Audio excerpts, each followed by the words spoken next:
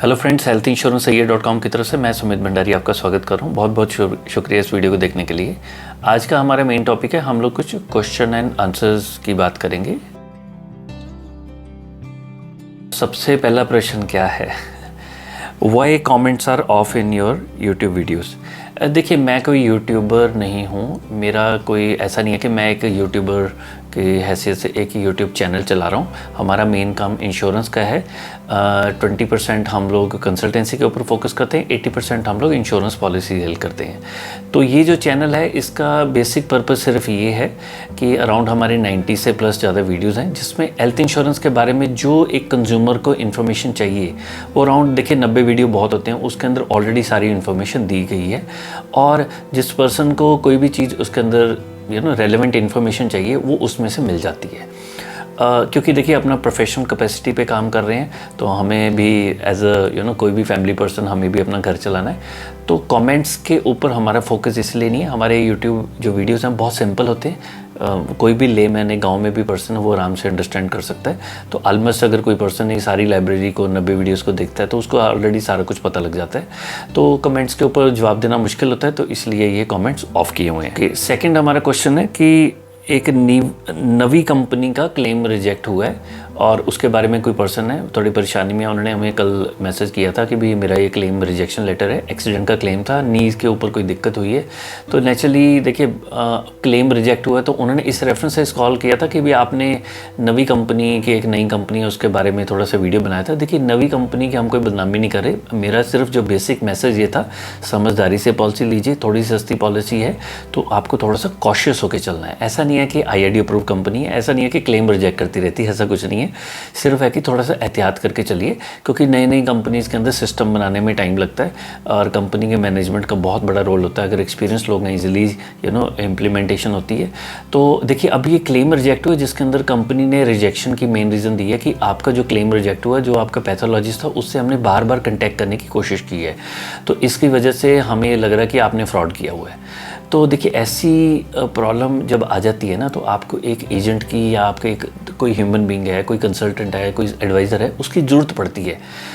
हर एक चीज़ ऑनलाइन में ऐसा नहीं है कि मैंने ऑनलाइन कोई चीज़ बाय कर ली और कल को उसको वापस करना है तो उसके लिए फिर धक्के खाने पड़ते हैं कस्टमर केयर सेंटर पे, जो ऑनलाइन सेंटर्स होते हैं। तो इंश्योरेंस इंडस्ट्री ऐसा नहीं है कि आपने एक मोबाइल लिया, कार बाय की है तो आराम से आप इस चीज़ों को एनालाइज कर सकते हैं। सर्विस इंडस्ट्री है, जब आप तकलीफ़ में आ जाते हैं तो आपको बेस्ट प्रैक्टिसेस की नॉलेज चाहिए होती है कि भाई अब हम क्या करें। वो आपका एजेंट है, एडवाइज़र है, कंसल्टेंट है, या जो भी आपका प्लानर है, वो आपको इस मामले में गाइड करता है। तो खैर, अगर मैं ध्यान से केस को देखूं तो मुझे तो लगता है क्लेम में कोई बहुत ज़्यादा इशू आना नहीं चाहिए। हालांकि हम क्लेम असिस्टेंस या सर्विसेज नहीं प्रोवाइड करते, बट आप अगर कोई क्लेम असिस्टेंस सर्विस वगैरह के पास अप्रोच करते हैं तो आपको गाइड करेंगे। क्लेम एक्सीडेंट का क्लेम है, क्लेम मिलेगा ही मिलेगा। थोड़ा सा आपको कम्युनिकेशन गैप आ जाता है, क्योंकि क्या होता है कि देखो, अगर पैथोलॉजिस्ट को कंपनी ने किसी कॉल सेंटर से कॉल किया है, वो नंबर ऑलरेडी ट्रू कॉलर के अंदर आ रहा है कि भी ये तो स्पैम के अंदर है, तो एक डॉक्टर है वो कहाँ से फ़ोन उठाएगा, उसको लगे यार पता नहीं कोई लोन वोन के लिए ना कॉल कर रहा हो।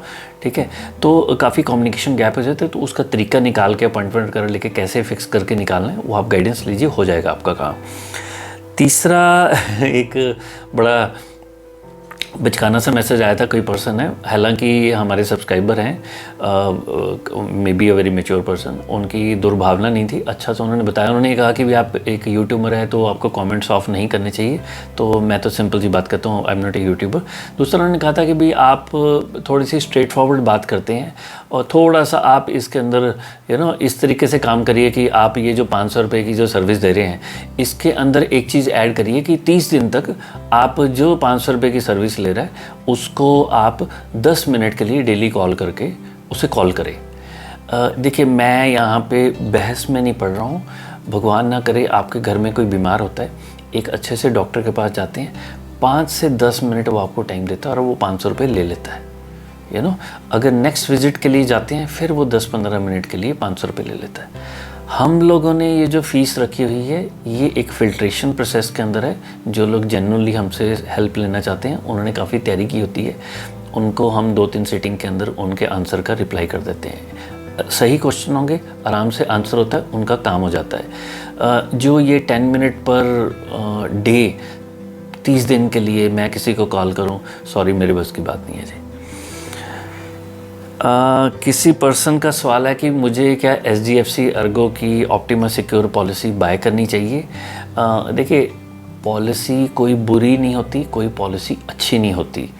मुझे ये एक डायरेक्ट क्वेश्चन आया। अब ना देखो क्या होता है, जब कोई हमें व्हाट्सएप मैसेज करता है, ज़्यादातर केस में ना पर्सन अपना नाम बताता है।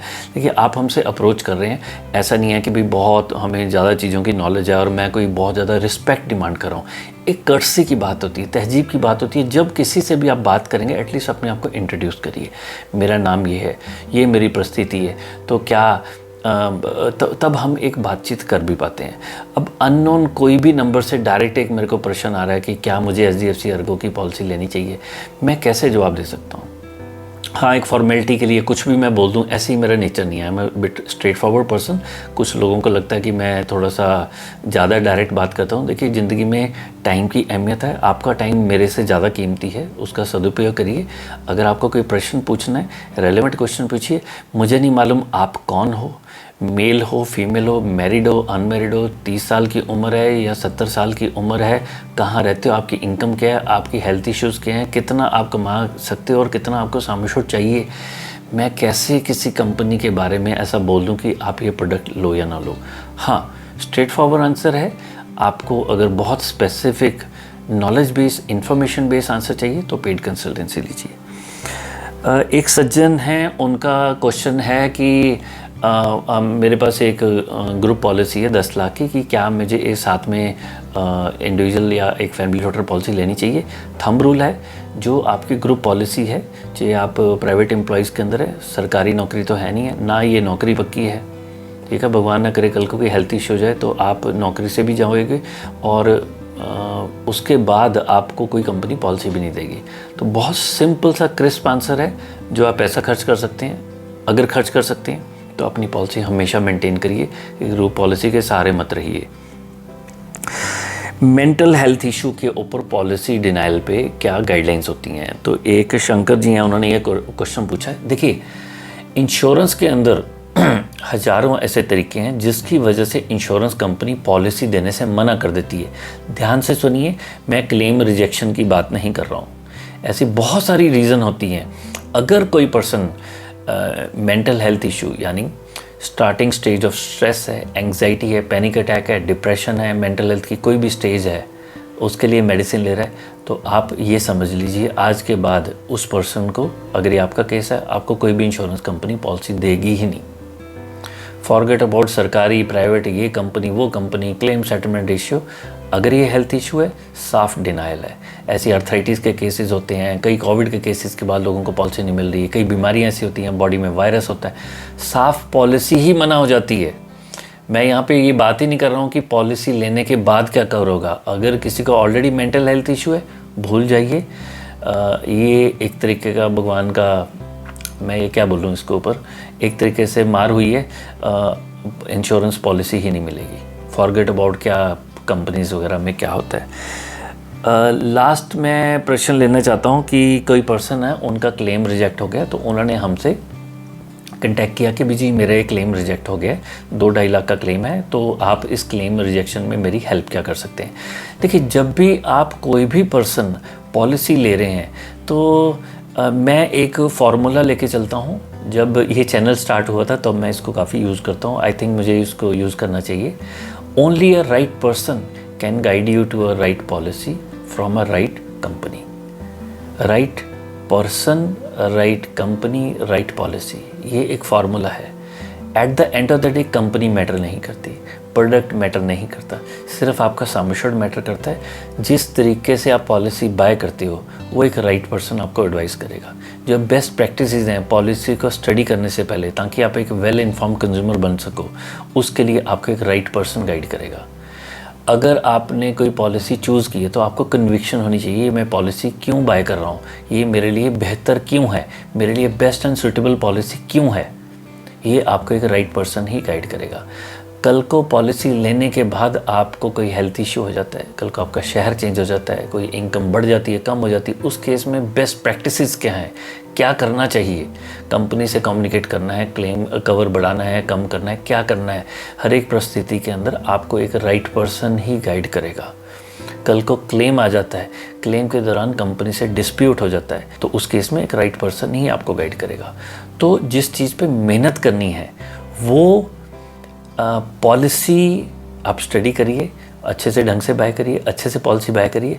जिस चीज़ पे एक्चुअल में मेहनत करनी है, एक अच्छे पर्सन को ढूंढना है जो आपको गाइड कर सके, आपके साथ ये अगले 50-60 साल की जो ज़िंदगी है आपके साथ जितना वो भगवान की दया होगी उसके हिसाब से आपके साथ टाइम स्पेंड करे, राइट। तो ये कुछ हमारे प्रश्न थे, अराउंड 8 मैंने क्वेश्चन लिए हुए हैं। आपका किसी भी तरीके का कोई प्रश्न है तो देखिए, प्रश्न किस तरीके के पूछ सकते हैं। आपको पर्सनल क्वेश्चन नहीं पूछने कि मेरे लिए कौन सी पॉलिसी, उसके लिए तो आपको पेड सर्विस ही लेनी पड़ेगी। आप हमारे ये सारे वीडियोस देखिए, आपको कोई सर्विस वगैरह लेने की जरूरत नहीं है, कोई पैसा देने की जरूरत नहीं है। थोड़ा सा टाइम लगाइए, खुद स्टडी कर लीजिए। नॉर्मली क्या होता है कि एक जो पर्सन होता है जो वो पहली बार पॉलिसी बाय कर रहा होता है तो वो 2-3 स्टेप्स फॉलो करते हैं, सारी दुनिया वही करती है। जब आप उस स्टेप्स को फॉलो करते हो, गूगल पे जाते हो, किसी पर्सन से बात करते हो, कुछ ऑनलाइन 2-4 लोगों से बात करते हो, तो आपको काफ़ी इन्फॉर्मेशन मिल जाती है, लेकिन कन्फ्यूज़न हो जाती है कि भाई अब मैं करूँ तो क्या करूँ, इतनी इन्फॉर्मेशन तो मिल गई, फिर जजमेंट करनी मुश्किल हो जाती है। तो उस एस्पेक्ट से आपको एक बेसिक सी गाइडलाइन मैं यहाँ पे बता देता हूँ। आप ना एक बजट बनाइए, उसके अंदर ज़्यादा से ज़्यादा कवर लीजिए और एक ढंग से सही तरीके से पॉलिसी बाय करिए। आपकी पॉलिसी के जो टर्म्स एंड कंडीशन है, क्लेम फॉर्म है, प्रपोजल फॉर्म है, इनको पढ़ना ज़रूरी है, राइट। टर्म्स एंड कंडीशन के अगर 40-50 पेज हैं तो एटलीस्ट पहले 10 पेज तो पढ़ ही लो। उसके बिना तो आप समझ लो कि चाहे टॉप कंपनी, चाहे बिल्कुल नई कंपनी से पॉलिसी ले लो, आपसे गलती हो गई, कोई भी कंपनी बख्शे नहीं। This is the business of claim rejection, बहुत बच के चलना पड़ता है, ठीक है। तो चलिए जी, आपका कोई भी प्रश्न हो आप व्हाट्सएप पे कांटेक्ट करिए हमें। अगर संभव होगा शॉर्टलिस्ट करके हम उसका आंसर जरूर देंगे। मैं किसी इंस्टाग्राम पे नहीं हूँ, ट्विटर पे भी बहुत कम एक्टिव हूँ, फेसबुक पे भी नहीं होता। तो इस माध्यम से हमारी कोशिश होती है कि आपको एक स्पष्ट और क्लियर जानकारी दे सकें, ताकि आप ध्यान रखें। देखिए, पॉलिसी अच्छी होने से बेटर होती है कि सही तरीके से पॉलिसी बाय करनी है। ये एक मैसेज मैं हमेशा लोगों को बोलता हूँ। मैं ये नहीं बोलता हूँ कि आप हमसे पेड कंसल्टेशन ले हर मामले में। आप खुद स्टडी करने के अंदर सक्षम है, खुद कर सकते हैं, आपके पास टाइम है, करिए। अगर आप टाइम बचाना चाहते हैं तो हमारे यहाँ जैसे अगर और भी पर्सन आई डोंट नो, तो उनसे आप कंसल्टेशन लेके आप इस चीज़ को करिए। फिर मैं पहले क्वेश्चन के ऊपर आता हूँ। जो 500 रुपये की हमारी फ़ीस है आज के ज़माने के हिसाब से बहुत ज़्यादा कम है, लेकिन जो मकसद है हमारी इस मुहिम का, इस मिशन का, वो ये है कि एक गांव के अंदर पर्सन भी है जिसकी 15-20 हज़ार रुपये की इनकम है, जो कम है, चाहे कोई एक फार्मर ही क्यों नहीं है, वो अफोर्ड कर सके एक छोटी सी फ़ी देके अपनी कंसल्टेशन ले सके। पर्पज़ हमारा ये चैनल का पैसा कमाना नहीं है कि भी हम ये यूट्यूब चैनल के थ्रू ही हमारा घर चल रहा है, ऐसा कुछ नहीं है। It just 10-20% of whatever we do, ठीक है। चलिए, अपना ध्यान रखिए। और आपने इस वीडियो के अंदर आपको लगता है कि इसमें से किसी पर्सन को कोई बेनिफिट हो सकता है, तो अगर आपका मन करे, मैं किसी को फोर्स नहीं करता हूँ, तो आप इसको लाइक कर सकते हैं, शेयर कर सकते हैं, अपने दोस्तों के साथ शेयर करिए। और किसी भी तरीके की आपको कोई सजेशन है, आप हमें बाय ईमेल यानी healthinsurance@gmail.com या admin@healthinsurancesahihai.com के ऊपर मेल कर सकते हैं, या व्हाट्सएप के ऊपर कांटेक्ट कर लीजिए। फ़ोन कॉल्स हम नॉर्मली अटेंड नहीं करते हैं। चलिए, आपने वीडियो को देखने के लिए टाइम निकाला, बहुत बहुत शुक्रिया। Thank you very much. जय हिंद।